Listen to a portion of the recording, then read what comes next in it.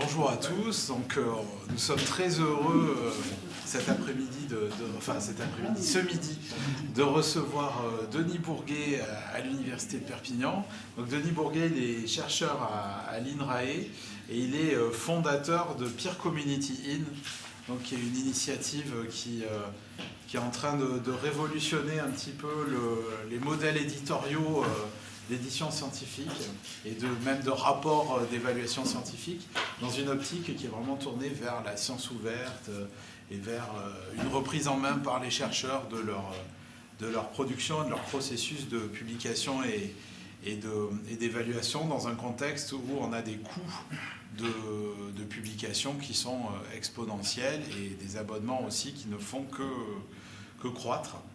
Et donc l'université est partenaire de PCI depuis l'an dernier. Et donc on est très heureux de l'accueillir parce qu'il va pouvoir présenter à la communauté scientifique sa démarche de manière plus détaillée et peut-être créer des vocations chez les chercheurs de l'UPVD pour publier dans les PCI. Voilà, je te laisse la parole. Merci beaucoup. Merci à Étienne d'abord pour l'invitation. Merci à Samira, merci à Jonathan de m'avoir invité pour parler de cette initiative. C'est l'occasion. Alors, je ne sais pas si vous avez déjà entendu parler de cette initiative PCI. Donc c'est à la fois PCI, vous allez voir, pour l'évaluation des manuscrits et également donc un journal que l'on a monté qui est Peer Community Journal. Simplement, quelques diapos avant. Bonjour. Quelques diapos avant pour vous présenter les raisons pour lesquelles, donc, avec deux autres collègues, on s'est lancé dans cette initiative de Peer Community In. C'est que le système de publication, à l'heure actuelle, je ne connais pas votre domaine, mais d'ailleurs, quel est votre domaine à peu près? Vous travaillez plutôt dans biologie, autre chose, SHS, chimie, écologie, ouais. Histoire. D'accord. Physique. C'est bon, on a toute la discipline. Voilà. Anglais là-bas. Matin faux. Donc peut-être vous vous reconnaîtrez dans les travers que nous on voit. Alors moi je suis plutôt biologiste, en biologiste de l'évolution, que l'on voit dans le système de publication à l'heure actuelle. Mais ce que l'on a en tout cas en biologie et dans pas mal de disciplines on pense, c'est des problèmes de qualité de la science qui est publiée avec des puissances statistiques qui ne sont pas toujours très importantes. Du harking, qui est de l'hypothèse mise après, une fois que l'on a les résultats qui sont connus, ce qui n'est pas une bonne pratique scientifique. Du p-hacking, c'est-à-dire des p-values. En fait, on fait tourner plusieurs fois les analyses jusqu'à avoir une p-value inférieure à 0,05, et là on s'arrête de faire les analyses, ce qui n'est pas une bonne pratique non plus. Et puis regardez dans les données, en tout cas dans les disciplines, probablement, je ne sais pas, en physique si c'est le cas également, mais les données de base ne sont pas toujours disponibles, les scripts et les codes non plus. Les paramètres, pas toujours non plus. Et de tout ça, il en résulte vraiment ce que l'on appelle une crise de la reproductibilité qui fait que des chercheurs et des chercheuses qui essaient de reproduire les analyses ont bien du mal à les reproduire. Un autre problème avec le système actuel, c'est qu'il est relativement inefficace. Inefficace dans le sens où le peer review est un processus qui est long. Vous soumettez éventuellement un article à une revue, il est évalué, vous êtes rejeté, vous allez le resoumettre à une autre revue. Les évaluations qui sont faites dans un journal ne sont pas forcément réutilisées par le nouveau journal dans lequel vous soumettez, et donc comme en plus il est difficile d'avoir des reviewers, on a un problème donc d'évaluation au sens large. Après, il y a également le fait que l'évaluation dans beaucoup de journaux, c'est une grande boîte noire. C'est-à-dire que si vous prenez les articles, si vous les lisez, vous voyez bien que les reviews ne sont pas disponibles, que l'éditeur associé ou l'éditrice associée qui a pris les décisions n'est pas connu, sa décision ne sont pas connues avant l'acceptation de l'article, l'éditeur, l'éditrice n'est pas toujours connu, et puis les conflits d'intérêts ne sont pas toujours déclarés. Et donc entre cette soumission ici et la publication de l'article, l'acceptation, il y a une espèce de grande boîte noire de l'évaluation. Quatrième travers du système, c'est un système qui est extrêmement fermé. Alors je ne sais pas, là aussi, ça dépend des disciplines. Si on prend une échelle vraiment macro, en France, c'est pratiquement la moitié, un petit peu moins maintenant, des articles qui sont derrière des paywalls. En gros, alors nous, évidemment, on a accès à la plupart des articles dans nos domaines parce que voilà, l'UPV est évidemment abonné. Mais dans pas mal de cas, si vous y allez, voilà, nos amis, nos concitoyens, les journalistes, ils y vont, ils tombent derrière des paywalls, il faut qu'ils payent pour avoir un accès à un article scientifique. Alors en France, il y a eu cette impulsion de la science ouverte et donc on est un peu mieux. Si on regarde à l'échelle européenne, c'est 64% des articles qui sont derrière des paywalls, et si on regarde à l'échelle mondiale, c'est 70% des articles qui sont clavés, qui ne sont pas librement accessibles. Ce que je trouve est un gros problème, puisque nos recherches sont payées sur des fonds publics. Et alors, alors je ne sais pas si vous connaissez ces chiffres-là, moi quand je les ai découverts il y a 5-6 ans, ça a été une grosse volonté de se lancer justement, de proposer une alternative au système de publication, c'est que c'est un système qui coûte extrêmement cher. Je discutais avec Étienne qui me disait que les abonnements sur votre université, c'est 200 000 €, voilà, sans compter tout ce qui est payé en frais de publication. À l'échelle française, c'est un marché de 120 millions d'euros, à l'échelle européenne, c'est 3 milliards, à l'échelle mondiale, c'est 10 milliards d'euros qui sont dépensés dans les abonnements et les frais de publication. Tout ça pour environ 3 millions d'articles publiés par an. Et donc on revient à un coût moyen de 3 000 € par article. Déjà, bon, ça c'est beaucoup d'argent, mais ce qui est le plus révoltant, je trouve, c'est les bénéfices qui sont réalisés par ces maisons d'édition. Vous reconnaissez ces grandes maisons d'édition, en tout cas suivant vos domaines, Taylor & Francis, Elsevier, Wiley. On pourrait mettre également Springer Nature. On a des bénéfices qui voisinent les 30, pratiquement 40% de bénéfices. Alors, je vous ai mis ici les bénéfices d'Apple, Google et d'Amazon, ce qui est déjà assez considérable. En gros, à part le commerce de la drogue, il n'y a pas mieux que le commerce des papiers, ça rapporte énormément d'argent. Et je trouve ça d'autant plus révoltant qu'en tant que scientifique, on fait la majeure partie du travail. Alors là aussi, ça dépend des disciplines. Bonjour. Ça dépend des disciplines, mais une des raisons pour lesquelles ça coûte si cher, c'est notamment lié à ces journaux hybrides. Alors, je ne sais pas si vous êtes familier à cette dénomination des journaux hybrides. Les journaux hybrides, c'est des journaux où, en gros, il faut être abonné pour avoir accès aux articles. Sauf que si un auteur ou une autrice veut payer pour rendre son article en accès libre, il va payer ces fameux APC, Article Process Charges. Vous connaissez les coûts, 2 000, 3 000, 10 000 € dans Nature. C'est ce que vous devez payer pour que votre article soit librement accessible à tout le monde. Mais la revue reste sous abonnement. Et d'une certaine manière, ils y gagnent deux fois, puisqu'ils gagnent les abonnements des universités et des instituts, d'une part, et ils gagnent également les frais, donc les articles process charges, payés par les labos pour rendre accessible son article en accès libre.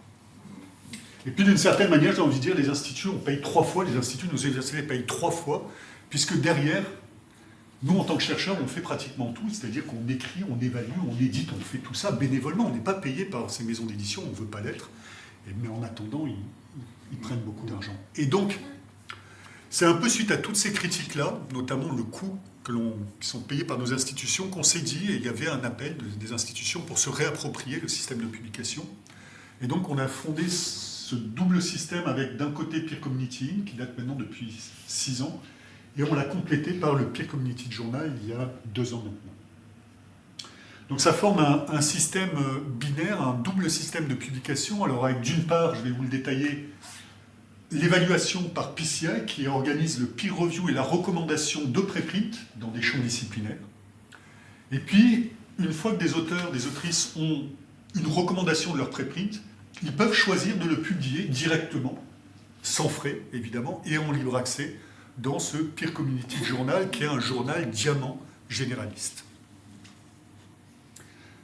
Alors, si je reviens au but de PCI, puis on en discutait avec Samira, Jonathan et Étienne, sur la création de nouvelles PCI. PCI, c'est ça, c'est de mettre à la disposition de communautés la possibilité d'organiser leur communauté, leur PCI, Peer Community in quelque chose, pour assurer l'évaluation et la recommandation de préprint de manière gratuite pour les auteurs et en libre accès donc pour les lecteurs.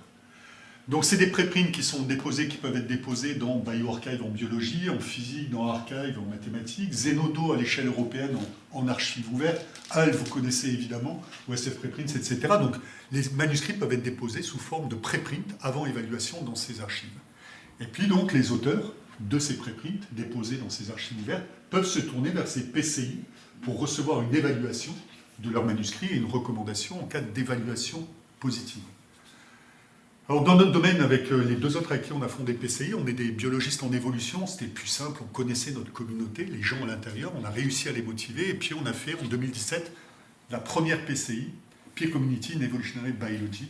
Ça a été suivi par écologie, par paléontologie, après genomics, microbiologie, donc vous voyez c'est essentiellement biologie, mais vous allez voir, on a commencé à diversifier, on en est à 17 PCI, donc dans 17 champs disciplinaires. Alors pour bien vous expliquer comment fonctionne PCI, donc finalement vous allez voir c'est un processus qui est assez similaire à un processus d'évaluation dans les journaux. La première chose que l'on demande, ceci dit, c'est, contrairement aux journaux où vous pouvez soumettre votre article directement au journal, là cette fois on demande aux auteurs de déposer leur manuscrit, comme je vous l'ai dit, sous forme de préprint dans bioRxiv, Zenodo, HAL, peu importe. L'autre chose, et vous avez vu la critique que l'on a faite, c'est pour une transparence, on demande également la mise à disposition des données, des scripts et des codes qui sont réalisés pour les analyses. Une fois qu'ils ont fait ça, ils vont, s'ils veulent une évaluation, se tourner vers le site de la PCI en question. Imaginons que c'est un manuscrit en écologie, la personne va se tourner vers le site de PCI Ecology. Là, il y a un formulaire de soumission assez simple, les auteurs, l'abstract, mots-clés, un peu classiquement dans tout formulaire de soumission. Et puis, ce que va faire également l'auteur, c'est suggérer des recommandeurs. Ce que l'on appelle recommandeur à PCI, c'est l'équivalent d'éditeur associé, tout simplement. Donc, il voit une liste, il y a une grande liste. Si vous prenez PCI et Volbiol, il y a 400 éditeurs associés. Et donc, un auteur qui soumet va en choisir un certain nombre, assez proche, évidemment, du contenu de son article. Il y a une étape de validation par le Managing Board.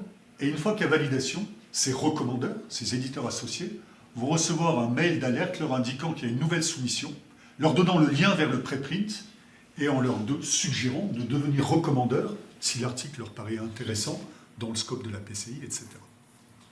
Donc ce qui peut se passer, comme dans les journaux d'ailleurs, c'est qu'aucun de ces recommandeurs suggérés ne soit intéressé par le papier.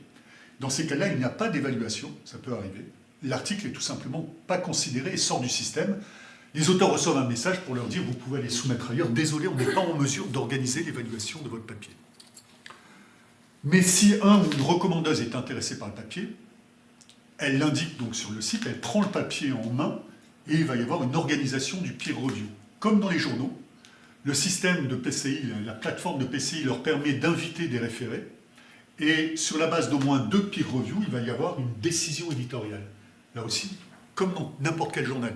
La décision éditoriale peut être de rejeter le papier, on va dire non, pas de qualité suffisante, pas d'amélioration en vue, on rejette le papier. Ça peut être, comme c'est fait classiquement dans les journaux, de demander des révisions aux auteurs, sur la base donc, des reviews, et on demande une réponse donc, aux commentaires des reviewers. Et dans ces cas-là, les auteurs vont déposer une deuxième version, une nouvelle version, toujours dans le serveur de préprint, et via le site de PCI, il dit, bon voilà, j'ai déposé une nouvelle version, j'ai répondu à vos critiques. Les critiques, donc les réponses aux critiques sont indiquées dans le site web. Et dans ces cas-là, il y a un nouveau round de review, avec éventuellement invitation des nouveaux reviewers, et une décision va être prise à chaque fois de rejeter, de demander des révisions ou d'accepter. Donc même s'il y a plusieurs rounds de review, comme dans un journal, il va y avoir soit un rejet de l'article au final, soit une acceptation de l'article. Et en cas d'acceptation, il va se passer 2 choses. La première, c'est que les auteurs vont être invités à déposer une version finale de leur préprint dans le serveur de préprint. C'est ce qu'on appelle le PCI Recommended Preprint. Et puis, ce que va faire la recommandeuse, si c'est une recommandeuse qui prend en main le papier, elle va rédiger un texte de recommandation. Un texte de recommandation, c'est une sorte de news and view. Ça explique le contexte du papier et ça va expliquer les qualités du papier. En gros, les raisons pour lesquelles l'article est accepté. Ça va être parce que c'est un super jeu de données, parce que l'hypothèse est bien posée, légalement testée, ou parce que... peu importe. Ça explique ces raisons-là. Et nous, ce que l'on publie sur le site de la PCI, on ne publie pas l'article. L'article, il est sur le serveur de préprint et il est librement disponible.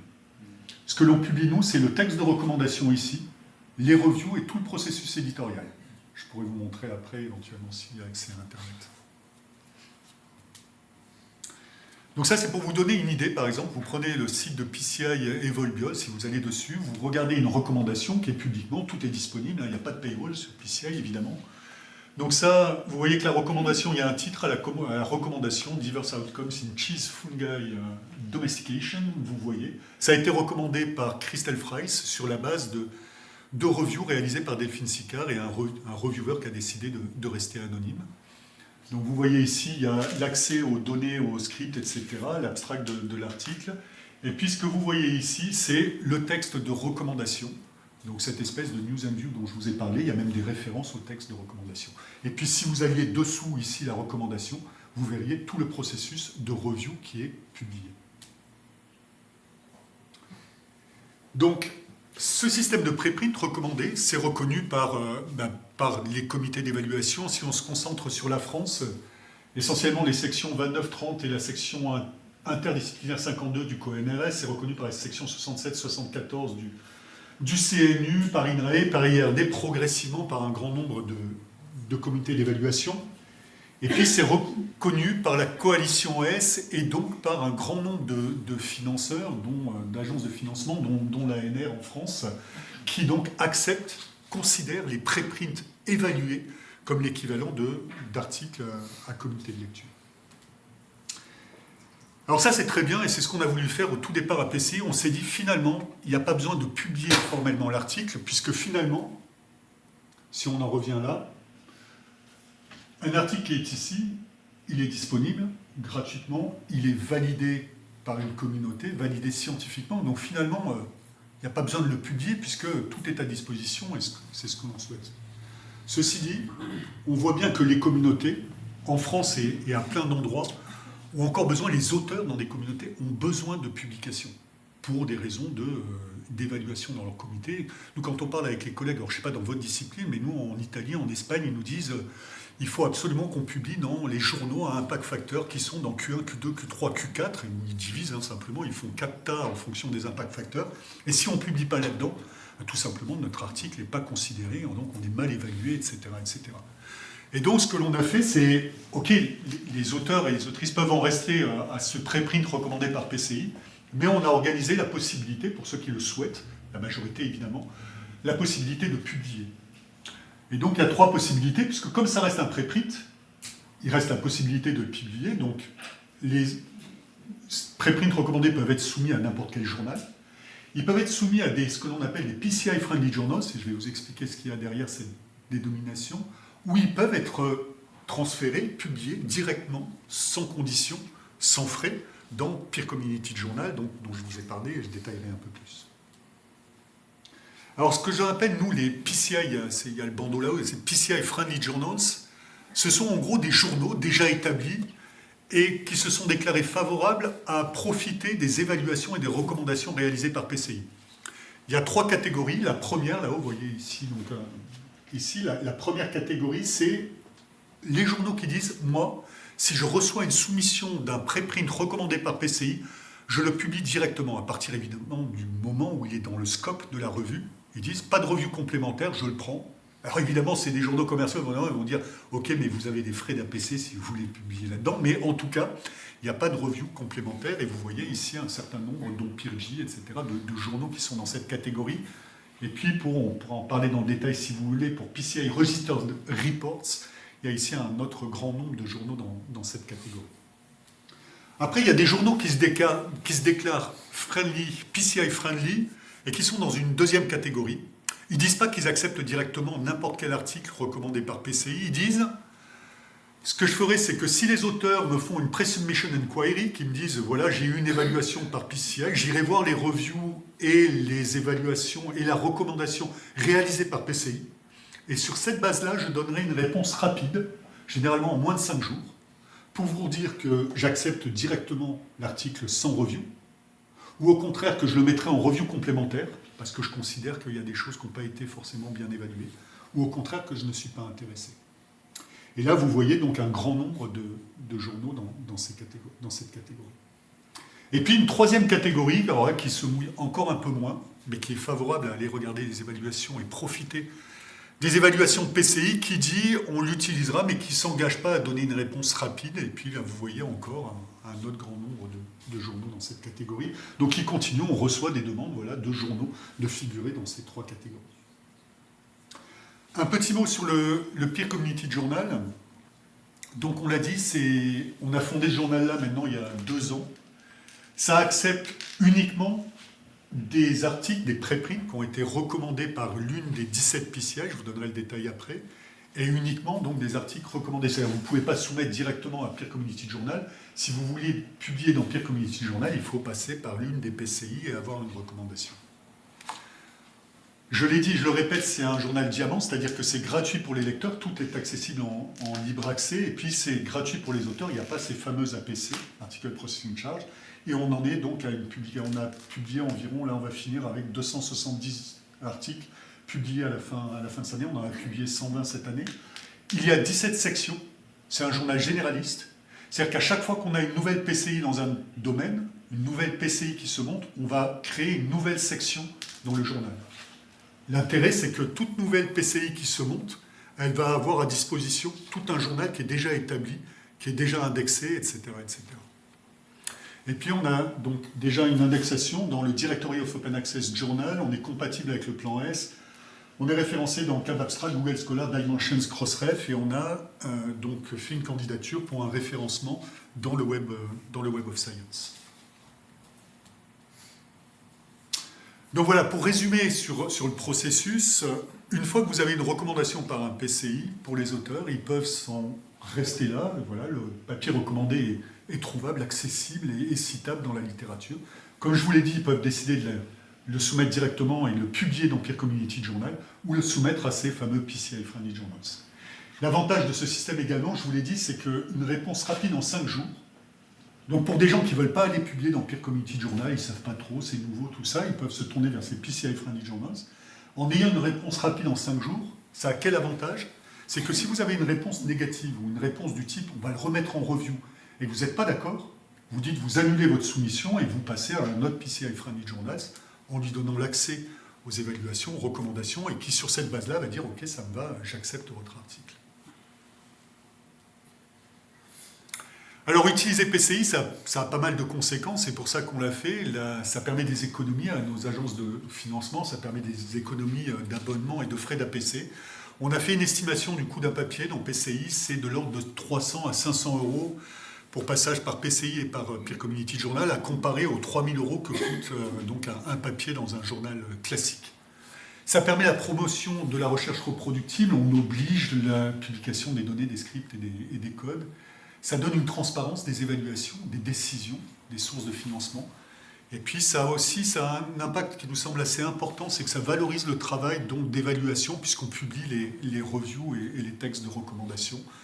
Une indépendance vis-à-vis donc des maisons d'édition puisque c'est vraiment un système qui est fait par les chercheurs et pour les chercheurs.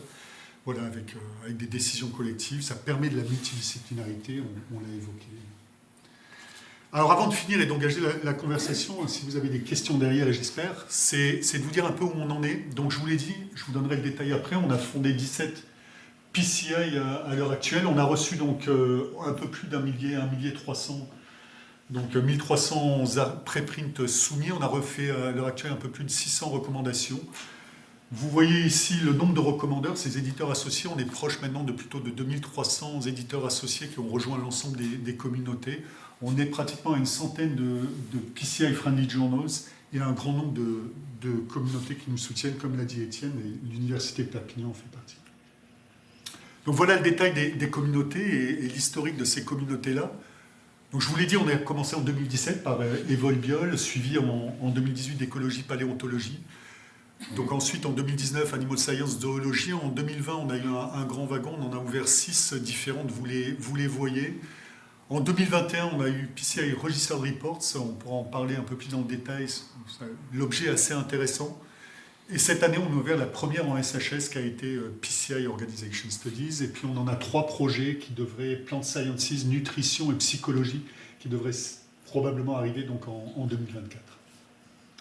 Ça, c'est le nombre de soumissions qu'on a eu, donc on a commencé timidement en 2017, 2018, et puis l'arrivée notamment de PCI Registered Reports, ça fait une forte augmentation du nombre de publications, pratiquement un peu plus de 300 l'an dernier, et puis cette année on a augmenté, on est à plus de 500 soumissions sur l'ensemble des PCI, donc on augmente progressivement le nombre de soumissions qui nous arrivent dans les PCI. Alors on reçoit un grand nombre de soutiens, alors c'est facile en France, d'abord on est français, l'initiative est française, c'est toujours plus facile. On a une vague sur l'open science, et voilà, Étienne est référent en sciences ouvertes ici, et Donc il y a une impulsion, les directions d'université soutiennent la science ouverte, et donc c'est plutôt assez facile. Donc moi j'appartiens à l'INRAE, ça a été encore plus facile de les convaincre. On a un gros soutien donc, de l'INRAE, du CNRS et de plein d'institutions, pratiquement toutes les grosses universités en France. Et également donc, des universités, vous voyez l'université de Perpignan ici. Et puis... Ah, ben, envoyez-moi le nouveau logo. Je le change demain. Voilà. Et puis progressivement, évidemment, l'idée c'est que ça ne sonne pas trop le camembert et qu'on ne se soit pas évidemment franco-français. L'idée c'est que ce soit international. Parmi les 2000 recommandeurs dont je vous ai parlé, c'est 80% d'étrangers. Donc chaque communauté est complètement internationale, tout est publié en anglais, etc. Ce qui peut avoir des freins, on en discutera. Et puis donc on a eu récemment le soutien de la bibliothèque d'Harvard. Ça a pris du temps, mais on y est arrivé. Vous voyez, au Royaume-Uni, donc on a une douzaine d'universités qui nous soutiennent, y compris financièrement, dont l'université d'Oxford, et vous les voyez. Et puis en Europe, le Max Planck Institute, voilà, toutes ces institutions nous soutiennent, et pour beaucoup financièrement. Des sociétés savantes et des réseaux donc dans ces différents champs disciplinaires, des LabEx, et puis de certaines archives ouvertes qui sont évidemment intéressées par l'initiative. En 2020, PCI a reçu le prix d'innovation de l'IBER, qui est l'association des librairies, donc des bibliothèques européennes. Et puis on a un projet ici qui nous tient à cœur, qui est l'interopérabilité entre notamment HAL et PCI. C'est fait via la Confederation of Open Access Repository, via un financement par Arcadia. Et donc l'idée, c'est de faire de l'interopérabilité entre HAL et PCI. En gros, quand vous allez déposer sur PCI un préprint, vous aurez la possibilité directement de choisir une PCI où vous voulez soumettre pour évaluation et recommandation. Et en cas de recommandation, automatiquement, il y aura donc une notification qui va être envoyée dans HAL pour qu'il y ait une bannière indiquant que ce préprint a été recommandé par tel PCI. Donc c'est en cours, c'est pratiquement au point. Alors si vous êtes intéressé par PCI, si vous êtes dans des domaines qui sont déjà couverts, et puis pour les autres, on pourra en discuter comment ouvrir de nouvelles PCI, vous pouvez signer ce qu'on appelle le PCI Manifesto. Ça, c'est ce que l'on a mis en place au tout départ quand on a ouvert il y a 2 ans Peer Community Journal, parce qu'on sait à quel point c'est dur d'ouvrir un nouveau journal, parce que les gens se disent « Ouais, est-ce que ça va marcher? Est-ce que je ne vais pas être le seul à publier là-dedans ?» Et donc, on leur a dit ce que vous pouvez faire, c'est publiquement vous engager sur le site de PCI à soumettre dans les 15 mois qui suivent un de vos meilleurs manuscrits, donc pour évaluation dans PCI. Et en cas de recommandation par PCI, de le publier dans Peer Community Journal. Et on leur avait dit, vous serez tenu par votre promesse que si 500 autres scientifiques le font, donc vous ne serez pas seul, et s'il n'y a pas 500 scientifiques, vous serez libéré de votre promesse. Et donc ça a bien marché, rapidement on avait plus de 500 signatures, on en est à 1070 chercheurs, donc de 54 pays différents, qui ont signé ce manifeste, ce qui explique l'augmentation de manuscrits qu'on a reçus encore un peu plus donc, cette année, et donc le nombre de publications dans Peer Community Journal. Voilà donc une diapositive pour vous encourager évidemment à soumettre vos manuscrits à PCI et à les publier dans Peer Community Journal. Si vous êtes dans les domaines couverts par les PCI et que vous voulez devenir recommandeur, éditeur associé, contactez les PCI en question, ils sont évidemment preneurs. On pourra en discuter après dans la discussion on a discuté un peu entre nous là, avec Samira, Jonathan et Étienne sur la création de nouvelles PCI. Faites comme Étienne, invitez-moi à faire des PCI dans vos labos ou des séminaires, je peux les faire en Zoom, moi je suis prêt à venir et je suis content de venir. Et plus généralement, je vous encourage à participer à la science ouverte, ça nous semble important, et puis vous pouvez nous suivre sur les réseaux sociaux, évidemment, vous avez tout ça. Voilà. On n'aime pas trop Twitter, vous l'imaginez, on préfère Mastodon. Voilà. Et je suis là pour répondre à toutes vos questions.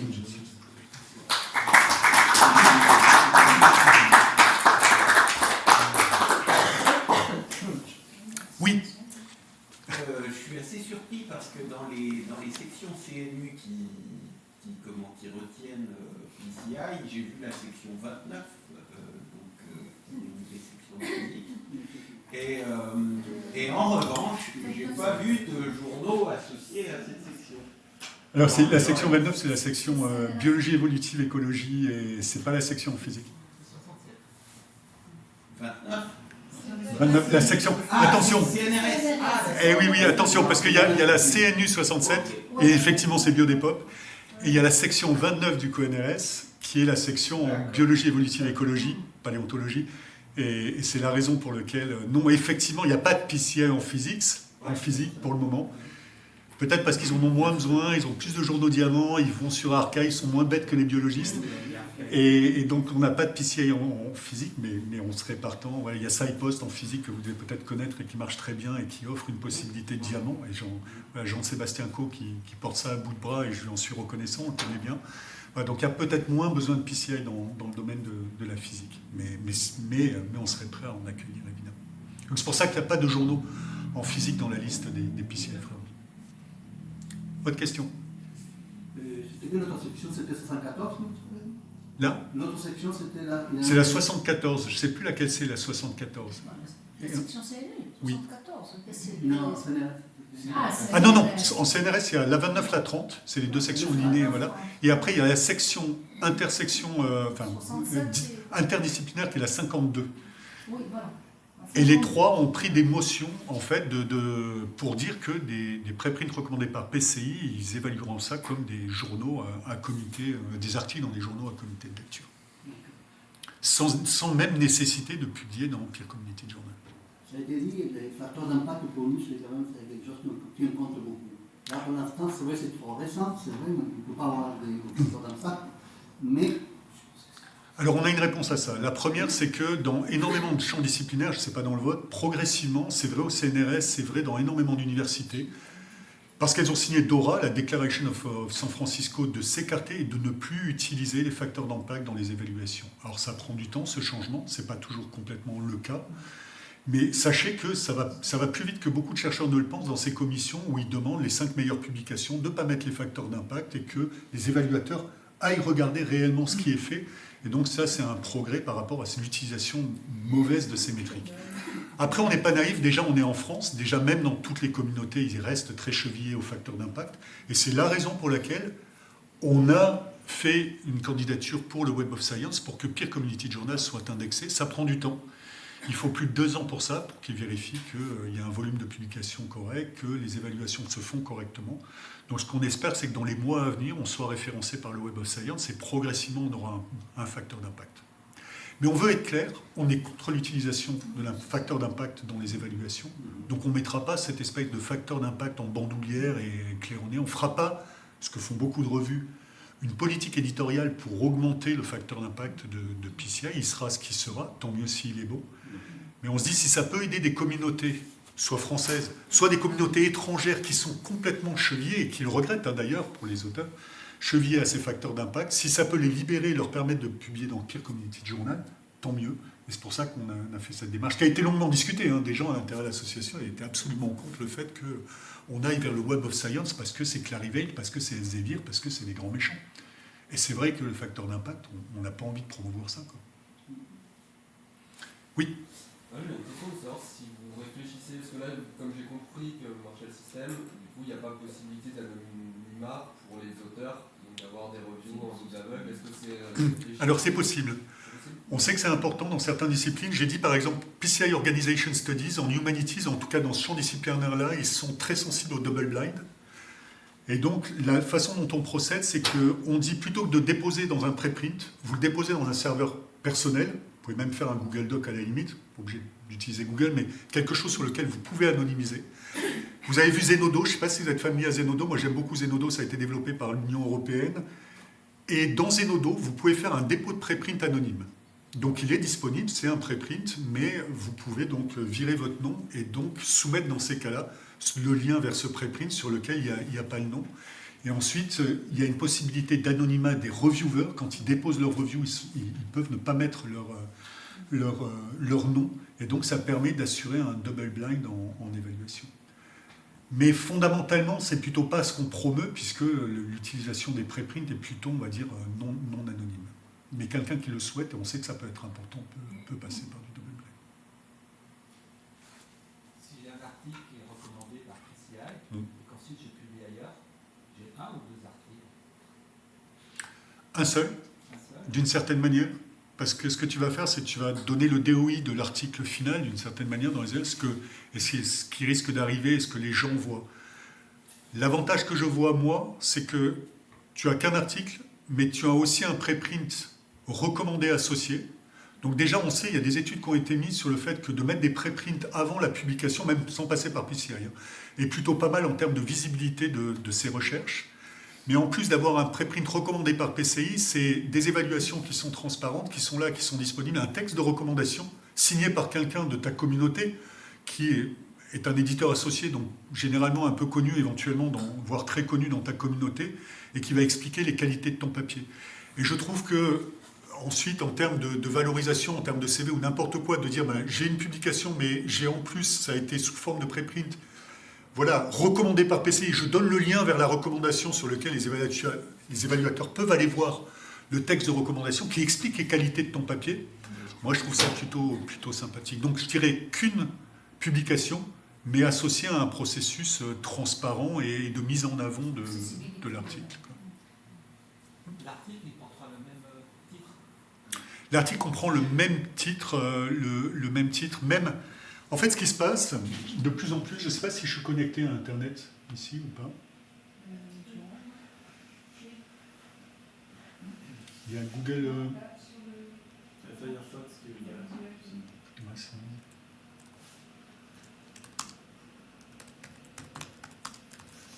J'aimerais juste prendre le temps de vous montrer ça. Donc si on va sur le site, par exemple, de Pierre Community Journal, donc ça c'est le site d'accueil du journal. Donc on en est au 3e volume, puisque là, donc, si je vais par exemple sur le volume 2 ici... Il faut peut-être remettre le partage pour ceux qui nous suivent à Ah oui, distance. vas-y. Ah, c'est ça, hein.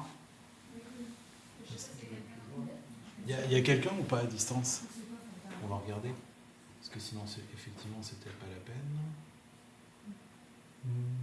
Non. On est entre nous, c'est bon.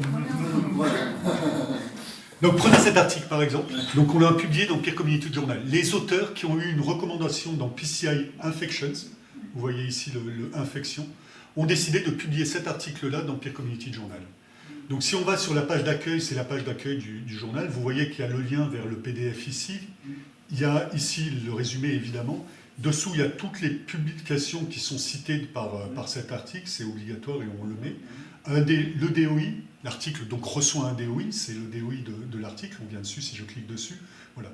L'avantage, donc il y a l'article, on peut jeter un coup d'œil à l'article ici, donc on lui donne un format évidemment avec une page de garde, tout ce qu'il faut en bonne et due forme. Sur la page de garde ici, il y a le lien vers les peer reviews et la recommandation dans PCI Infections, vous voyez ici.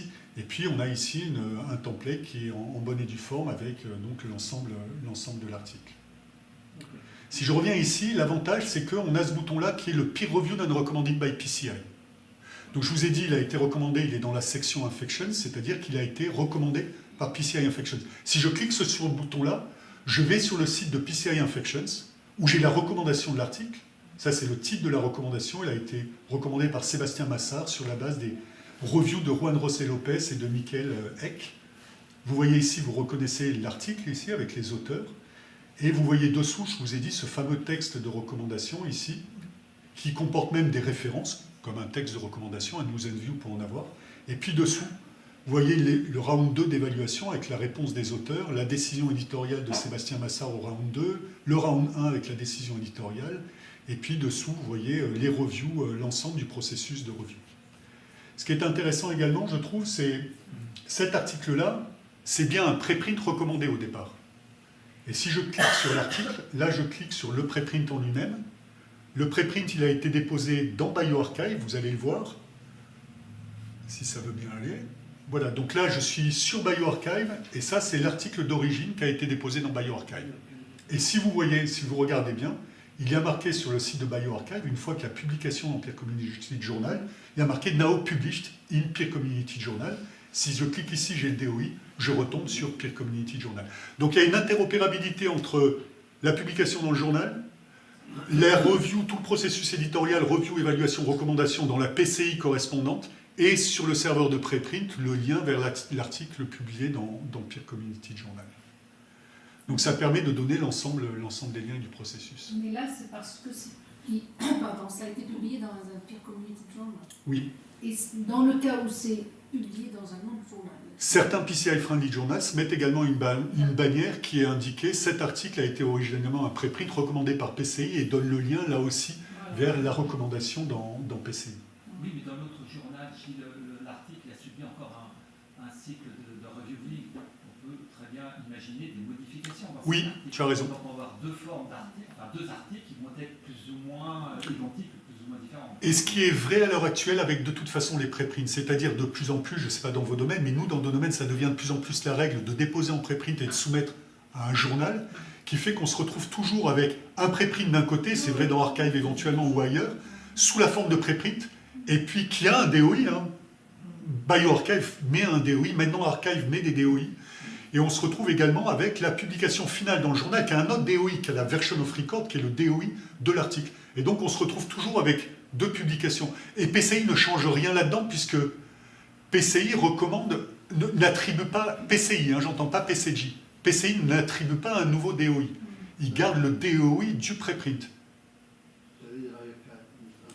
Exactement. D'ailleurs, si PCI attribuait un DOI, il ne pourrait pas y avoir de publication ailleurs, puisqu'il y aurait une version of record. Il ne fait pas peur que derrière, il y ait une inflation, enfin, pour certains qui utilisent ça dans le CV pour augmenter un peu leur... Non, parce que selon les journaux, justement, après, dans le préprint, dans tous les cas dans Archive, tu peux déposer la version finale qui a été acceptée dans le journal en question. Donc il n'y a pas redondance.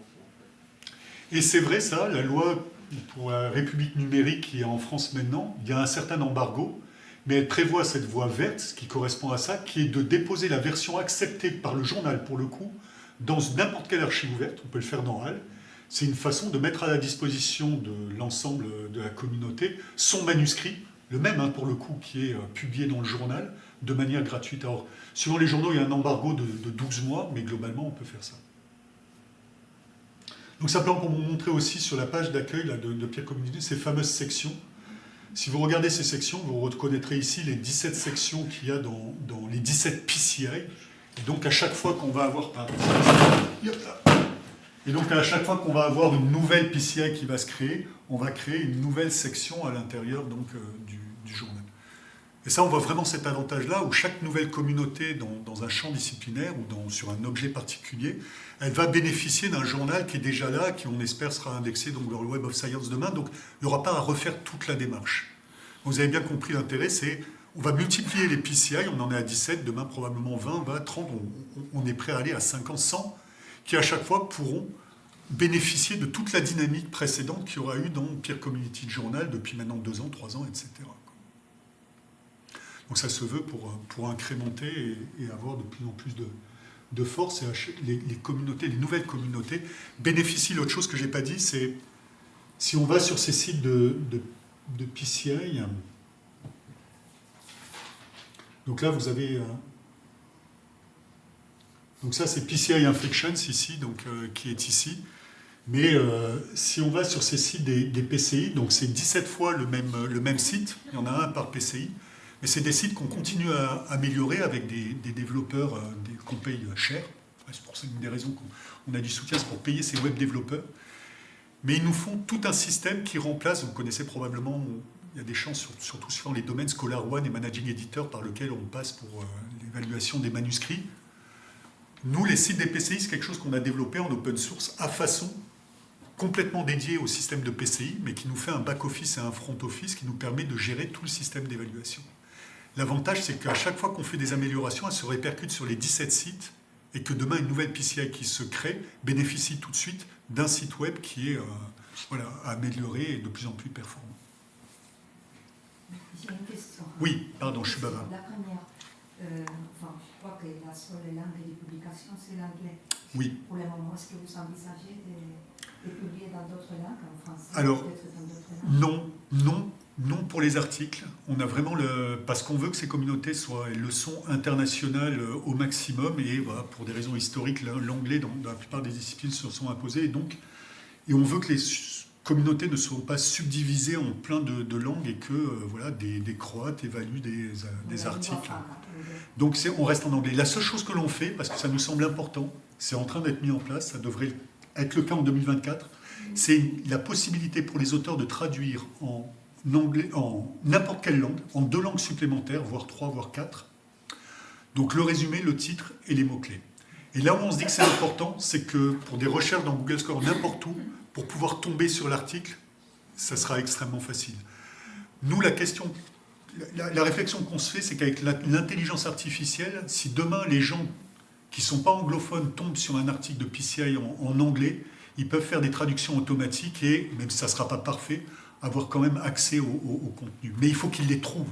Et c'est là où on pense que c'est important de traduire à minima les résumés et voilà, les titres. Et la deuxième question, alors, concerne les sciences humaines qui ne sont pas du tout représentées pour l'instant. Pourquoi vous n'avez pas séduit, les projets n'ont pas séduit aux scientifiques Alors, pourquoi on n'a pas attiré les SHS tant que ça? Il y a plusieurs réponses. La première, c'est qu'on a démarré par la biologie évolutive, la biologie, et vous avez vu écologie, paléontologie, on est resté assez, puis progressivement ça s'écarte, et c'est logique que ça percole debout. Et on a ouvert notre première en SHS cette année, donc on en est très content. Donc il y a un système où effectivement il faut se faire connaître par ces communautés-là. Ensuite, il y a le fait que la langue, pour certains, est un obstacle, qui disent, mais nous on a des communautés, mais il faut absolument que ce soit multilingue, et vous, c'est exclusivement en anglais, c'est un obstacle. Après, il y a le fait que, je l'ai dit, les biologistes ne sont pas très malins, ils sont énormément maqués aux maisons d'édition métriques, et dans pas mal de domaines de SHS, ce n'est pas le cas. Ils ont déjà des journaux diamants qui fonctionnent bien, ils n'ont pas, comme en physique à la limite, j'ai envie de dire, ils ont moins besoin d'un système comme PCI, il fonctionne déjà très bien. Et ce qui va là-dedans, d'ailleurs, c'est par exemple l'existence de Open Edition en France, qui a fédéré énormément de journaux, donc diamants, et qui permettent justement de l'accès libre, de ne pas payer des frais d'auteur, et les gens, les communautés s'en saisissent. Vous n'avez pas l'air complètement convaincu par la Open Edition. Non, mais... Enfin, je ne sais pas s'il y a autant de facilité, comme vous l'avez dit, Voilà. mais bon, oui, peut-être que c'est une raison. En tout cas, voilà, je me posais la question. Mais après, il faut que les communautés, voilà, comme vous, se saisissent, voilà, connaissent et se disent c'est une bonne idée, fédère une communauté, c'est pas toujours facile. Mais on espère bien en accueillir. Voilà ce que j'ai dit, par exemple. On a grand espoir d'avoir PCI Psychologie. Il y a la Société européenne de psychologie qui est derrière la création en cours de PCI Psychologie et qui rassemble un grand nombre de scientifiques au niveau européen en ce moment pour fonder cette PCI. On en est bien content. Et si je peux t'en rassurer, Michael, même les maths, il n'y en a pas. Donc justement, il me dit, les maths, c'est pareil, voilà, ils utilisent Archive, ils utilisent... Il n'y a pas trop... vous savez, moi quand j'entendais après les facteurs impact dans les revues de biologie, de 10, c'est à partir de 10 qu'on dit que c'est un bon article. Nous, si tu as 1 et 2, c'est très très bon. Ouais. Donc on n'est pas trop sur ça, et c'est vrai que ce soit l'info, les informaticiens et les matheux. Donc effectivement, il n'y a pas cette barrière. On n'a pas l'habitude d'ailleurs de trop publier dans des journaux payants, parce qu'on se dit c'est pas normal qu'on publie dans des... Voilà, donc mais il y a un changement quand même d'état d'esprit, ce serait quand même pas mal, parce que là j'ai vu mathématiques et biologie, et ça reste quand même de la biologie, de la biomaths, mais c'est pas vraiment quelque chose qui est vraiment maths info, voilà. Mais d'une certaine manière, oui, vas-y Étienne. Non. D'une certaine manière, on n'est pas. Voilà, le but de PCI, c'est vraiment d'offrir cet objet, cette possibilité à des communautés qui en ressentent le besoin. Et effectivement, ces besoins-là ne sont pas les mêmes. Il y a des communautés, c'est différent. Et si on prend par exemple, je ne sais pas, qu'est-ce qui est en chimie? Quelqu'un m'a dit qu'il était en chimie, non? Voilà. En chimie, je pense que la communauté, je ne sais pas si elle est si mûre que ça pour aller dans les préprints et dans ces systèmes un peu alternatifs. Peut-être moins. Je ne sais pas ce que vous en pensez. J'ai pas vraiment l'impression non plus, mais on se heurte aussi à des coûts très élevés. Ouais. Ce dégoût un peu des prédatrices, je pense qu'on est tous en chimie d'ailleurs. Après, moi j'avais une question quand même qui si je peux me permettre. Est-ce que vous n'avez pas parlé des délais entre le préprint et la recommandation? Je pense que c'est quand même une préoccupation pour nos doctorants. Je sais. Et un des avantages des prédatrices, justement, c'est qu'on a une réponse rapide qui est peut-être complètement au détriment de la qualité de l'évaluation, c'est sûr. Mais ça reste quand même Et un commentaire par rapport à ça, moi qui suis à INRAE, donc ils ont fait les estimations, c'est 12% des publications d'INRAE qui sont dans MDPI. Je pense que vous avez beaucoup entendu parler de MDPI, voilà, avec des évaluations qui pour le coup prennent 3 semaines. Pour aller jusqu'à la publication, j'entends, mais on sait tous que derrière, le processus de review n'est absolument pas sérieux, dans bien des cas en tout cas, quand il est fait. Il y a des doutes qu'il soit fait. Voilà. Mais 12% des publications, c'est-à-dire que bien que les communautés, elles savent, maintenant, elles ne peuvent plus ne pas être au courant. Moi, j'aimerais bien avoir les chiffres de 2023 pour voir si, avec cette prise de conscience, il y a une diminution là. Mais il y a une pression très forte pour aller vite, et voilà un commentaire. Donc les temps. On n'est pas mieux, j'ai envie de dire, mais on n'est pas moins bon que les journaux dans ces différentes disciplines. En gros, le temps entre la soumission et la première décision éditoriale, c'est environ 50 jours. C'est le temps moyen. Alors évidemment, vous imaginez bien, il y a de la variabilité, mais c'est à peu près ça, un peu moins de 2 mois. Donc entre le moment de la soumission, prise en main par un éditeur associé, par ses recommandeurs, invitation des reviews, acceptation de 2 reviews, on laisse 3 semaines aux reviewers pour déposer, parce que nous on considère que 3 semaines, voilà, c'est ce qu'il faut en moyenne pour laisser aux gens le temps de faire un travail de qualité. Et puis la décision du recommandeur. Donc ça prend 50 jours. Après, contrairement aux journaux classiques, on ne met pas de pression sur les auteurs. C'est-à-dire, vous savez, enfin je sais pas vous, moi dans mes domaines, ils nous disent 3 semaines. Je sais pas vous dans vos domaines, mais pour la version révisée. C'est-à-dire, les journaux disent on veut la version révisée pendant 3 semaines. On sait, il faut qu'ils rendent du cash, il faut qu'ils rendent du papier. Nous, on dit aux auteurs, on aimerait bien l'avoir, on est mou, mais on dit on aimerait bien le recevoir dans 2 mois, mais si vous avez besoin de plus, dites-le nous. Et on ne voit aucune raison objective à presser les auteurs d'un point de vue scientifique. Si ça doit prendre 4 mois pour améliorer le papier pour différentes raisons, on ne veut pas que les gens le bâclent, qu'ils prennent 4 mois, ça va très bien. Et puis les recommandeurs et les référés, ils ne sont pas en attente de recevoir la version révisée en trépignant, ça prend du temps, ils seront très contents.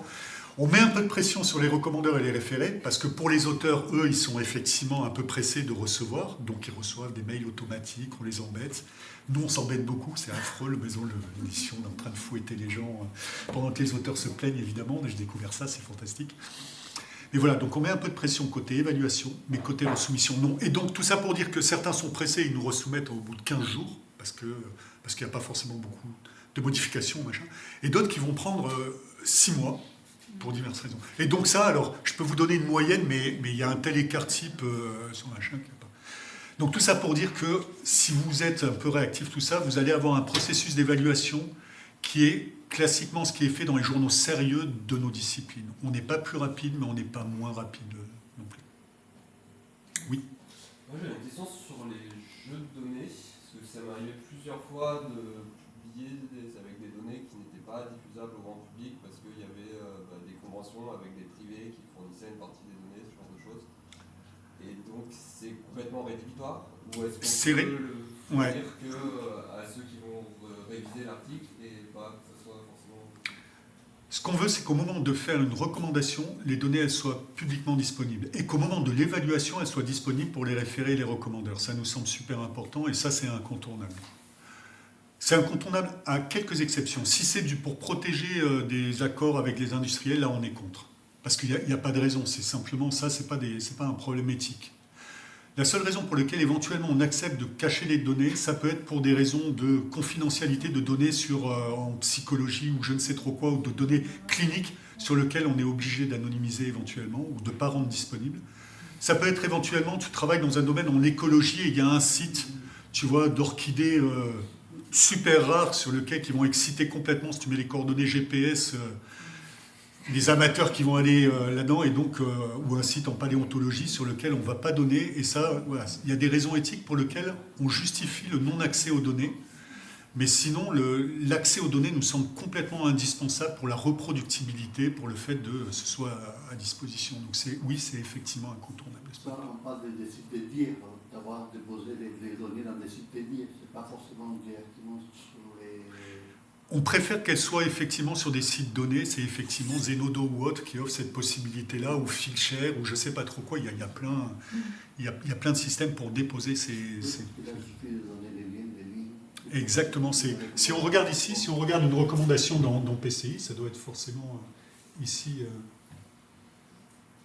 Si je vais ici sur l'article, ici, publiquement, j'ai ici normalement la section qui va être ici, voilà. J'ai Data and News for Results, et là vous avez le lien, ils les ont déposés ici sur Zenodo, et donc c'est ce qu'on a proposé, et voilà ici le machin. Donc ça c'est l'ensemble des données qui a été mis à disposition. Et puis, je ne sais pas s'il y a marqué, voilà, il y a aussi code et script. Alors peut-être qu'ils les ont mis exactement au même endroit, où là, ils ont fait le même dépôt. J'imagine qu'ils ont mis aussi dans leur dépôt Zenodo l'ensemble des scripts et des résultats. Ouais, ils ont tout mis ensemble dans le dépôt Zenodo. Mais certains séparent leur dépôt de données des dépôts. Tu as parlé d'un coût de 300 € par papier, mais c'est la charge des auteurs ou Non, justement. c'est le coût, En fait, ce que l'on passe, voilà, le modèle économique de PCI, il est le suivant.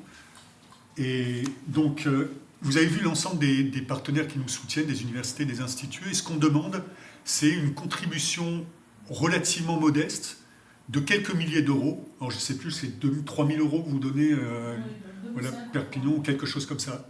Certaines universités, Montpellier nous donnent par exemple 5 000 €, l'université Paris-Saclay, il ne faut pas déconner, doit même donner un peu plus, voilà. Mais mis bout à bout, l'université d'Oxford nous file, je sais pas, 1500 livres, voilà. Harvard Library, de manière même indéfinie, elle nous a dit 2500 € par an. Mais mis bout à bout, comme on en a donc plusieurs dizaines, ça nous fait un budget qui nous permet à la fois de développer nos sites web, c'est ce que je vous l'ai dit, c'est de plus en plus ergonome, des relances, des systèmes de gestion des évaluations. Ça nous permet ça, qui va être un coût décroissant. Ça nous permet de faire tous les frais, justement, d'hébergement de ces sites web, d'abonnement à Crossref, etc. Il y a plein de services auxquels on est obligé de s'abonner.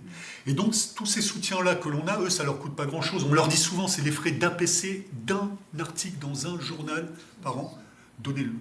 Voilà. Et donc ce modèle-là, ce qui permet également que si demain, pour X raison, Perpignan nous dit désolé, cette année c'est trop juste, Étienne nous dit ils ont raclé le budget, là je peux pas. C'est pas bien grave parce qu'on en aura 40 autres qui sont là et puis demain il y en aura d'autres qui prendront le relais et ça nous assure une stabilité. Et l'autre chose qui est importante, c'est que non seulement ça nous a permis de financer ça, plus le récurrent qu'on a par an, mais on a mis également de côté pour voir venir sur les 10 prochaines années. C'est-à-dire que même si demain, si on nous coupait tous nos financements, vous n'avez pas entendu, on pourrait continuer sur 10 ans. Et ça, c'est super important. C'est pour dire, vous inquiétez pas, PCI, ça ne va pas fermer demain parce qu'on n'aura plus de sous. PCI, Peer Community Journal, ça va. Et plus on va grossir, de toute façon, plus ça sera facile vis-à-vis des institutions de leur dire, regarde, on en est à 250, on a reçu 500 soumissions cette année, on espère avoir 700, 1 millier de soumissions l'an prochain, puis plusieurs milliers dans 4, 5 ans, etc. Et plus on sera gros, plus on touchera des communautés, plus ça sera facile de nous tourner vers les institutions pour leur dire on a besoin de soutien. Donc, on n'embête pas les auteurs, ni les lecteurs avec des frais. C'est bien l'idée des diamants, c'est qu'ils soient financés directement par les institutions. Et qui couvrent uniquement les frais réels, il n'y a pas d'actionnaire, on ne touche pas d'argent, c'est une loi association non-profit, non-commerciale. On a clavé le truc d'un point de vue statut. C'est-à-dire que pour transformer l'association PCI Loi 1901 en une société commerciale, ce qui est possible, dans des associations, on peut faire ça, il faut l'unanimité des membres présents à l'Assemblée nationale et une unanimité du vote pour transformer l'association en société commerciale. D'une certaine manière, c'est pour claver la possibilité, si PCI grandissait et que tout d'un coup elle intéressait Elsevier, pour que personne puisse vendre PCI qui continuera à être une loi association 1901, gérée par les scientifiques, pour les scientifiques. Donc voilà, donc c'est l'idée derrière, c'est bien du bien commun. Moi, je suis chercheur INRAE, voilà, c'est pas une start-up, contrairement à quelques initiatives qui se montrent comme ça d'organisations de peer review, sur lesquelles derrière, c'est des start-up qui sont souvent même liées aux journaux. D'autres questions sur,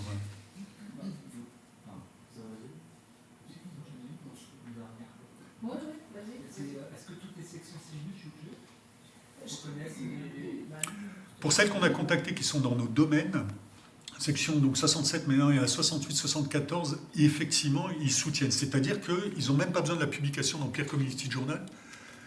Et c'est important pour les étudiants, des préprints recommandés par PCI est suffisant pour justifier un article référencé comme un... Chose que je n'ai pas dite, et l'Université de Perpignan en fait partie, les écoles doctorales reconnaissent...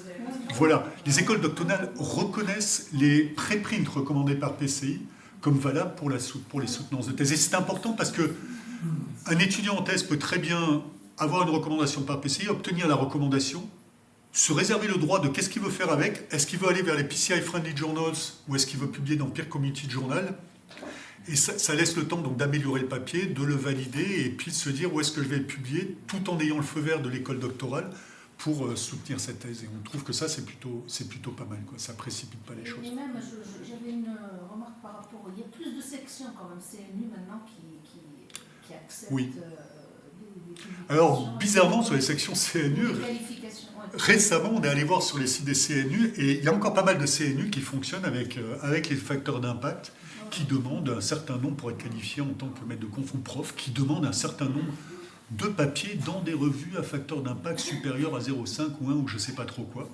On a eu des échanges presque un peu houleux avec certains présidents de CNU, parce qu'on est un peu emmerdant, là, donc on leur dit, mais c'est quoi ça? Il y a Dora, il y a les initiatives d'open science du ministère, il y a Coara, qu'est-ce que vous faites encore avec des demandes de facteurs d'impact? Et certains sont très encore... Et puis c'est pas simplement au niveau des étudiants, mais c'est au niveau aussi de l'évaluation du chercheur. Et ça, avec effectivement l'autonomie et tout ce qui se passe maintenant au niveau des établissements, si on a vraiment une stratégie politique dans ce sens-là, on peut très bien effectivement accepter Je profite de ça et je pense, Samira, c'est important, je pense qu'un des avantages qu'offre PCI dans ce contexte mouvant de changement d'évaluation, c'est que demain, vous présentez un dossier d'évaluation, vous n'allez pas simplement dire « j'ai un article ». Ça sera, c'est ce que j'ai dit tout à l'heure, c'est « j'ai un article, mais regardez la qualité du processus de review, regardez le texte de recommandation, regardez ce que j'ai fait, je le mets en plus dans un axe de science ouverte ». Et je pense que des évaluateurs de dossiers comme ça qui mettront en avant cette espèce de politique de transparence, de qualité, de tout ce qu'on veut, même s'il n'y a pas de facteur d'impact, et même si on aura potentiellement un, je pense qu'il peut y avoir un avantage, j'ai envie de dire, à utiliser ce genre d'objet par rapport à une publication, on va dire, plus classique. L'IRD, elle a mis ça dans ses commissions sectorielles. Oui, la CSS2 et la CSS3 de l'IRD a mis ça en place. Oui, la CSS5, elle va y mettre aussi. D'autres questions, Étienne Yurine? Oui, qu'est-ce que tu conseillerais à un chercheur de l'Université de Perpignan qui voudrait créer une communauté dans PCI? Quelle méthode, comment s'y prendre, quel temps ça prend, par exemple, si on en parlait tout à l'heure comme ça, mais si Jonathan créait une communauté autour des Ecological Humanities, qu'est-ce que tu conseillerais en termes de méthodologie? La première chose que je conseillerais, c'est d'aller sur le site de Peer Community. Donc ça, c'est le dernier site que je vous passe à faire. Il y a 17 sites des différentes PCI, et puis il y a le site de Peer Community, il y a le site de présentation de Peer Community In, qui est le site de présentation de l'initiative elle-même, sur lequel on explique un peu tout. Et à l'intérieur de ça, si vous allez on a fait des posts de blog sur plein de choses, il y a le PCI Manifesto, etc., etc. Et parmi les posts de blog que l'on a fait, il y en a un sur quelles sont les différentes étapes pour créer une nouvelle PCI qui explique ce qu'il faut faire si vous voulez monter une PCI. Donc, voilà. En résumé, si vous voulez monter une PCI, c'est d'avoir un groupe fondateur de personnes, j'ai envie de dire 2-3, international. Donc si vous commencez, si vous êtes français, d'essayer évidemment de trouver 2-3 autres personnes à l'étranger. Et puis l'idée, c'est, partant de là, de contacter des collègues qui ont du poids un peu dans votre communauté pour dire, si je fonde une communauté, est-ce que vous venez avec moi? Est-ce que vous vous engagez, soit dans le managing board, soit en tant que recommandeur, ces éditeurs associés, éditrices associées, est-ce que vous êtes prêts à vous engager avec? Et si c'est le cas, donc vous arrivez devant l'association PCI, donc il y a 17 membres à l'heure actuelle. À chaque fois qu'il y a une nouvelle PCI, il y a un représentant de la PCI qui devient membre de l'association. Et c'est les membres de cette association qui reçoivent le projet et qui votent si oui ou non. Et donc il peut y avoir comme ça un échange en disant votre projet il n'est pas mûr, il n'est pas assez convaincant. Mais pour qu'il soit convaincant, c'est bien cette idée d'arriver à fédérer un grand nombre de gens de votre domaine, plutôt de renom, à l'international. C'est évidemment une condition sine qua non. Et voilà, si vous arrivez avec ça, on se dit, ok, si la PCI ouvre, de suite, il y aura un grand nombre de recommandeurs, il y aura de l'écho, il y aura des soumissions, on a confiance, et dans ces cas-là, on ouvre un nouveau site web, et c'est tout simple. Et donc, il n'y a pas besoin de recherche de financement, je vous l'ai dit, on a suffisamment de financement, c'est juste de l'énergie à mettre à fédérer les gens de votre communauté pour ouvrir une nouvelle PCI dans votre domaine. Et après, on ouvre une section dans le journal. Donc, c'est vraiment important de se dire qu'il n'y a pas de recherche de financement, c'est pas il ne faut pas créer un site web, c'est nous qui créons le site web, il y a juste un logo à déterminer. Et puis les gens qui sont déclarés pour être partants pour être recommandeurs, une fois que le site est ouvert, ils viennent s'inscrire, ils font un profil, on leur donne le statut de recommandeur, ils sont affichés dans la liste des recommandeurs, et puis le site est ouvert pour soumission, publication, et le processus est parti. Donc voilà, donc c'est pas très compliqué. Après, il faut se dire que créer une PCI, ça veut dire ensuite, les articles vont arriver, il faut suivre les évaluations, tout ça, ce qui demande un peu de temps. Au tout départ, c'est pas l'avalanche de soumission, donc ça va, mais après, ça monte progressivement en puissance. Donc c'est un peu comme ça qu'il faut s'y prendre, fonder une nouvelle PCI. Juste une petite curiosité, vous n'avez pas eu des saisies de la part des revues reconnues, des maisons d'édition? Je regarde sous ma voiture tous les jours. Non, en fait, non, elle a raison, elle s'explique, on est tout petit. Regardez combien, voilà, une maison comme Elsevier, ça, on n'existe pas, on n'est pas un danger pour le moment, en tout cas, j'ai envie de dire. L'idée, c'est effectivement de monter vraiment en puissance pour que on leur taille un peu des croupières, même si c'est petit. De montrer également, parce que moi je serais très content qu'il y ait d'autres initiatives qui soient différentes de PCI éventuellement sur d'autres modèles alternatifs, mais on va dire diamants qui s'inscrivent dans le paysage et qui extraient les gens des grandes maisons d'édition. Donc pour l'instant, à mon avis, on ne leur fait pas d'ombre et tant qu'on reste à cette échelle-là, ils se diront, ils s'en préoccuperont éventuellement plus tard. Même si je pense qu'ils savent qu'on existe, puisque dès qu'on tape sciences ouvertes, alternatives, tout ça, on affiche. L'autre chose, c'est que les PCI Friendly Journals, derrière, il y a des journaux d'Elsevier, il y a des journaux de... La seule chose qu'on n'a pas mis, c'est des journaux de MDPI, des journaux qui sont prédateurs. Ça, évidemment, on ne les met pas dans les PCI Friendly Journals. Mais un journal d'Elsevier qui veut l'être, on leur dit, déclarez-vous PCI Friendly Journal. On ne peut pas de toute façon vous interdire de l'être. Et donc on se doute que des éditeurs en chef ont contacté leur maison d'édition pour savoir, l'éditeur en chef de je ne sais pas quel journal, qui est un journal qui appartient à Elsevier, a probablement contacté Elsevier. Mais à mon avis, Elsevier s'est dit, dans un premier temps, à la limite, c'est presque un bon plan, puisque des auteurs vont me servir un manuscrit qui est déjà évalué, recommandé, sur lequel je n'ai même pas besoin de faire le processus de review, j'ai juste à encaisser les APC. Finalement, c'est sympa, PCI, je ne vais pas lutter contre. Et alors, juste pour faire une parenthèse à ça, on a ouvert cette possibilité-là, parce qu'on pourrait se dire, mais vous êtes gonflés finalement, vous donnez du pain béni à Elsevier et compagnie. La raison, c'est que quand une nouvelle communauté se monte, et surtout avant l'émergence de Peer Community Journal, on veut que les gens dans une communauté puissent se saisir de PCI, aller à l'évaluation et à la recommandation, tout en gardant la possibilité de publier dans leurs journaux classiques pour ne pas être effrayés. De se dire, ouais, mais moi, c'est toujours pareil, par les facteurs d'impact, pour X raisons, ils se disent... c'est sympa, mais si je finis dans Peer Community Journal, je ne suis pas sûr que ça sera reconnu.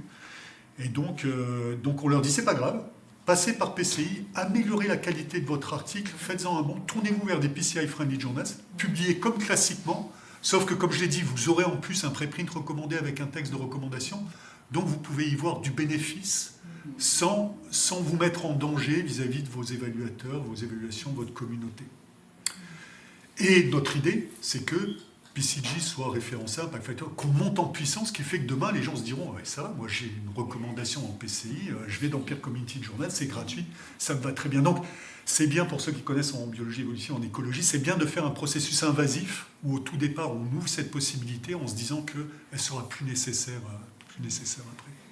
Donc, ils nous voient d'un bon œil, ils nous favoriseront peut-être au départ, et après, ils le regretteront, j'espère. Non, mais ça cible une autre communauté, un état d'esprit, puis c'est une alternative, justement. Oui. Maintenant, après, ça peut... Mais ça peut alors, grimper. un autre bémol par rapport à ça, c'est pas un bémol, c'est une remarque. On a constaté, avec plutôt, en étant content de ça, c'est que 70% à 80% des gens qui ont des articles recommandés, des préprints recommandés par PCI, décident de publier dans Peer Community Journal plutôt que d'aller vers les PCI Friendly Journals. Et ça s'explique par le fait que les gens qui passent par PCI, globalement, c'est plutôt une envie de ne pas aller vers les maisons d'édition classiques, de se retirer un peu de là, et finalement, ils sont déjà un peu acquis à la cause, ils n'ont pas du tout envie d'aller vers un journal traditionnel, classique, commercial derrière, et ils ont déjà dans l'idée, quand ils soumettent à PCI, de publier dans Peer Community Journal, en lien avec le manifeste dont je vous ai parlé. Et arrêtez-moi quand je vais, parce que moi, je peux tenir tout l'après-midi. J'aurais deux questions, Denis. Ouais. D'une part, à propos des soutiens, des des institutions. Il me semble que vous avez un rapport particulier avec Grenoble-Alpes, non? Alors la raison, c'est que Peer Community Journal, pour ceux qui connaissent en mathématiques, je ne sais plus qui est-ce qui était en mathématiques ici. Non, c'est Samir qui est en mathématiques. Mais en physique, je crois que c'est un peu calme. Donc, il y a le centre Mersenne, donc Peer Community Journal. L'éditeur de Peer Community Journal, c'est pas Easyvet, c'est l'association Peer Community In. Mais c'est pas nous qui hébergeons et diffusons le journal. Ce qui le diffuse, c'est le centre Mersenne. Je ne sais pas si certains le connaissent. Le centre Mersenne, c'est une association l'université Grenoble-Alpes et CNRS. Et initialement, ça a été fondé par des mathématiciens. Donc, ils ont énormément de journaux en mathématiques. Ils abritent maintenant tous les comptes rendus de l'Académie des sciences qui sont déversés chez eux. Et ils ont décidé donc d'accepter de diffuser le Peer Community Journal. Donc ça nous donne un lien avec l'université Grenoble-Alpes en particulier et le CNRS en particulier, par cette diffusion du Peer Community Journal qui est chez eux. Ouais. On bénéficie de toute l'infrastructure du centre Mersenne pour tout ce qui est hébergement du site de Peer Community Journal. Puis deuxième question, si je peux. Là, dans le domaine des sciences humaines et sociales, c'est intéressant parce que, d'une part, on a l'archéologie, la paléontologie, qui est une discipline avec pignon sur rue, bien classique. Ouais. Et après, vous avez une discipline émergente, Organizational Studies, qui est tout nouveau. Et là, est-ce que tu peux en dire un peu plus à propos d'Organizational Studies? Parce qu'il me semble que c'est plutôt pour les disciplines émergentes que ça peut être utile à un tel... Alors, je suis d'accord avec ça. Organization Studies, c'est quand même un champ disciplinaire sur lequel ils ont des sociétés savantes, mais c'est effectivement très, très transdisciplinaire, c'est-à-dire qu'ils ont des sociologues, des psychologues, je ne sais pas ce qu'il y a dedans, mais il y a vraiment des champs disciplinaires assez différents. Et PCI peut servir à la fois à ça, c'est soit, vous l'avez compris, de regrouper des scientifiques qui se connaissent d'une discipline qui est déjà établie, c'est le cas de l'écologie, c'est le cas de la paléontologie, mais ça peut aussi, c'est ce que tu dis, je pense, Jonathan, c'est fédérer des gens qui sont dans des champs éventuellement disciplinaires, mais qui vont se retrouver sur un objet particulier. Voilà, je parlais par exemple, on en parlait à midi, c'est Network Science par exemple. Dans Network Science, il y a des gens qui font de l'histoire, de la littérature, de l'écologie. Tous ces gens-là font du network science, c'est-à-dire qu'ils font des analyses en réseau dans leur domaine. Et donc cette PCI a fédéré des gens qui sont dans des champs disciplinaires différents et qui ne se connaissaient pas forcément à la base. Mais c'est un peu plus dur, parce que ces gens-là se connaissent moins, et donc ce n'est pas toujours évident de soumettre à une communauté sur laquelle elle n'est pas déjà organisée. Et dans le cas de Organizational Studies, il y avait déjà une communauté bien en place. Oui, c'est déjà un champ disciplinaire en fait, qui est transdisciplinaire mais qui existe déjà.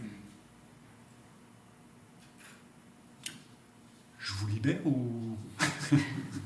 Mais si vous avez des questions, je ne cherche pas à vous faire fuir, n'hésitez pas.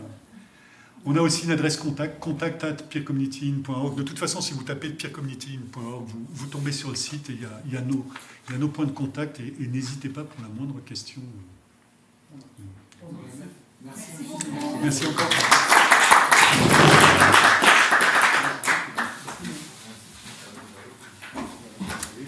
Et merci, je n'ai pas remercié Nathalie qui a une organisation et une efficacité redoutable. Grâce à elle, c'est grâce à elle que je suis venu si bien ici. Merci publiquement. Il ne fallait pas se mettre au fond, Nathalie. La cheville ouvrière de tous les... Oui, je suis quand j'ai vu je pensais à ça fait longtemps que je t'ai pas. En plus, même, je crois que c'était à Barcelone. Le souvenir que j'ai, toi, c'était 99. Ça va? T'es toujours directeur de... Non? D'accord, ça prend du temps. En fait, tu sais, c'est un peu comme les directions, un peu comme les plus qui sont des puissants. Et donc, on va essayer de faire des choses qui peuvent Non, je vais les rencontrer.